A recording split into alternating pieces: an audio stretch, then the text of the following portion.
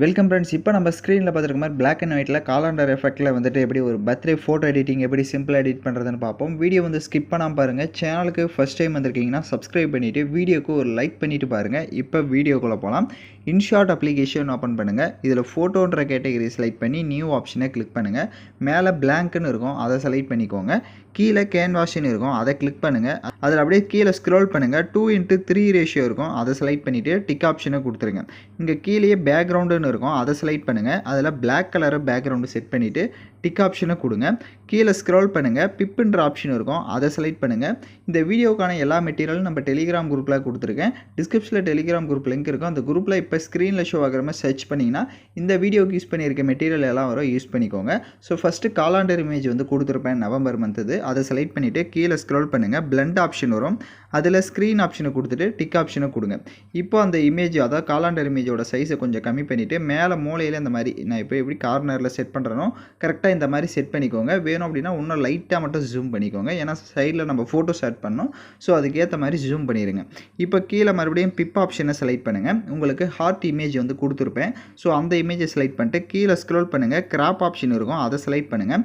அதில் நம்ம நேம் இருக்கும், அதை மட்டும் கிராப் பண்ணிவிட்டு டிக் ஆப்ஷனை கொடுத்துருங்க. கீழே பிளண்டுங்க ஆப்ஷன், பிளண்ட் ஆப்ஷன் இருக்கும், அதை செலக்ட் பண்ணிட்டு அதில் ஸ்க்ரீன் ஆப்ஷனை கொடுத்துட்டு டிக் ஆப்ஷனை கொடுத்துருங்க. இப்போ அந்த இமேஜோட சைஸை கம்மி பண்ணிவிட்டு உங்களோட பர்த்டே டேட் என்னவோ அந்த டேட் மேலே மென்ஷன் பண்ணுங்கள். எக்ஸாம்பிளுக்கு நான் இன்றைக்கி டேட் மேலே எக்ஸாம்பிளுக்கு வச்சுக்கிறேன், பட் உங்களுக்கு என்ன டேட்டோ அந்த மேலே செட் பண்ணிக்கோங்க. நவம்பர் மந்த்தை தவிர வேறு ஏதாவது மந்த் வேணும்னா நம்ம சேனல்லே இருக்கும், செக் பண்ணி பாருங்கள். இல்லைனா நீங்கள் குரோமில் சர்ச் பண்ணி பாருங்கள், உங்களுக்கு வரும்.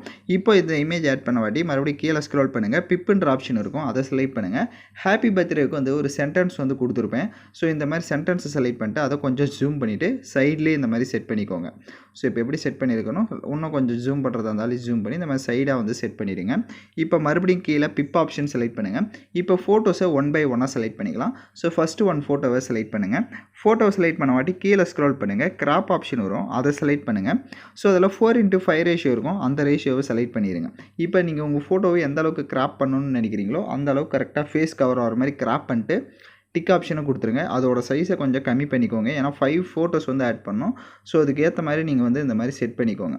இப்போ இந்த சைடில் இப்போ எப்படி நான் செட் பண்ணியிருக்கிறேனோ சேம் அதே மாதிரி கரெக்டாக வந்து செட் பண்ணுங்கள்.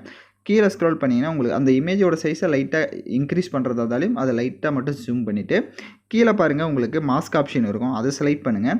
ஸோ அதை செலக்ட் பண்ணிவிட்டு அதில் இந்த தேர்ட் ஆப்ஷனை கிளிக் பண்ணுங்கள். தேர்ட் ஆப்ஷனை கிளிக் பண்ணிட்டு உங்கள் ஃபோட்டோ மேலே பார்த்தீங்கன்னா ஒரு ஆப்ஷன் இருக்கும்.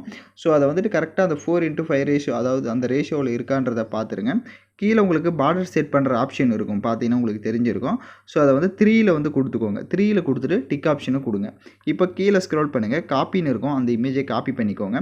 காப்பி பண்ண இமேஜை இந்த மாதிரி சைடாக இப்போ எப்படி நான் செட் பண்ணியிருக்கிறேனோ சேம் இதே மாதிரி கரெக்டாக வந்துட்டு செட் பண்ணிடுங்க. கீழே ரீப்ளஸ்ன்னு இருக்கும், அதை கிளிக் பண்ணிவிட்டு நெக்ஸ்ட்டு எந்த ஃபோட்டோ ஆட் பண்ணலான்னு இருக்கீங்களோ அந்த ஃபோட்டோவை செலக்ட் பண்ணுங்கள்.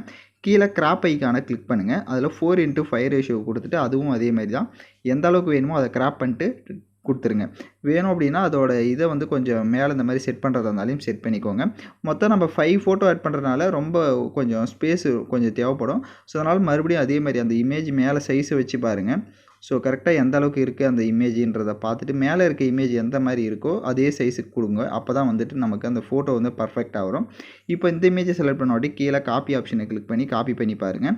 ஸோ கரெக்டாக 5 இமேஜஸ் வருதான்றதை நம்ம செக் பண்ணிக்கலாம் ஃபஸ்ட்டே. ஸோ இந்த மாதிரி காப்பி பண்ணிவிட்டு மறுபடியும் இன்னொரு இமேஜ் இந்த மாதிரி காப்பி பண்ணுங்கள். ஸோ 5 ஃபோட்டோஸ் வந்தால் தான் நமக்கு பக்காவாக இருக்கும். ஸோ மறுபடியும் காப்பி பண்ணிக்கிறேன். காப்பி பண்ணிவிட்டு இந்த இடத்துல கீழே இந்த மாதிரி செட் பண்ணி பார்க்குறேன். ஸோ செட் பண்ணி பார்த்தேன் அப்படின்னா கரெக்டாக வருதான்றதை செக் பண்ணிக்கலாம். ஃபஸ்ட்டே செக் பண்ணிட்டேங்கன்னா நமக்கு எடிட் பண்ணுறது கரெக்டாக இருக்கும். இப்போ தேர்ட் இமேஜை கிளிக் பண்ணுங்கள். கீழே ஸ்க்ரோல் பண்ணுங்கள். ரீப்ளஸ்ன்னு இருக்கும், அதை கிளிக் பண்ணிவிட்டு நெக்ஸ்ட்டு என்ன இமேஜ் ஆட் பண்ணலான்னு இருக்கீங்களோ அந்த இமேஜை செலக்ட் பண்ணுங்கள். நீங்கள் ஒவ்வொரு இமேஜையும் செலக்ட் பண்ணுறப்பயுமே கிராப்பிங் ஆப்ஷனில் போய்ட்டு 4:5 ரேஷியோ கொடுத்துட்டு உங்கள் ஃபோட்டோ உங்களுக்கு எந்த அளவுக்கு கிராப் பண்ணுமோ அதை கிராப் பண்ணிட்டு டிக் ஆப்ஷனை கொடுங்க. உங்களுக்கு பர்ஃபெக்டாக செட் ஆகிடும். நெக்ஸ்ட் இமேஜும் அதே மாதிரி தான். நம்ம வந்து 5 ஃப்ரேமையும் வந்து ஃபஸ்ட்டே செட் பண்ணிக்கணும். அப்போ தான் வந்துட்டு ஃபோட்டோஸ் வந்து நமக்கு கரெக்டாக 5 ஃபோட்டோ ஆட் பண்ணுற மாதிரி வரும். இல்லை கொஞ்சம் 4 ஃபோட்டோ வந்தால் கொஞ்சம் பார்க்க கொஞ்சம் இதாக இருக்கும். அதனால் வந்துட்டு 5 ஃபோட்டோ கரெக்டாக வந்து ஃபஸ்ட்டு வச்சு பாருங்கள். அது எல்லாமே பர்ஃபெக்டாக உங்களுக்கு வந்துருச்சு அப்படின்னா நெக்ஸ்ட்டு நீங்கள் ரீப்ளஸ் ஆப்ஷன் யூஸ் பண்ணிட்டு 1 by 1 நீங்கள் ஆட் பண்ணிங்க அப்படின்னா உங்களுக்கு ஃபோட்டோஸ் வந்து பக்காவாக செட் ஆகிடும். ஸோ எகைன் சொல்கிறேன், அதை வந்து கரெக்டாக வந்துட்டு ஃபாலோ பண்ணிக்கோங்க அந்த ஸ்டெப்ஸை. இப்போ நான் 5 ஃபோட்டோவும் பார்த்தீங்கன்னா நான் கரெக்டாக வந்துட்டு ரீப்ளஸ் பண்ணி செட் பண்ணிட்டேன். ஸோ நீங்களும் அதே மாதிரி செட் பண்ணிவிடுங்க. இப்போ ஃபோட்டோஸ் எல்லாம் கரெக்டாக இருக்கான்றத ஒன்ஸ் செக் பண்ணிக்கோங்க. நெக்ஸ்ட்டு கீழே பிப் ஆப்ஷன் செலக்ட் பண்ணுங்கள்.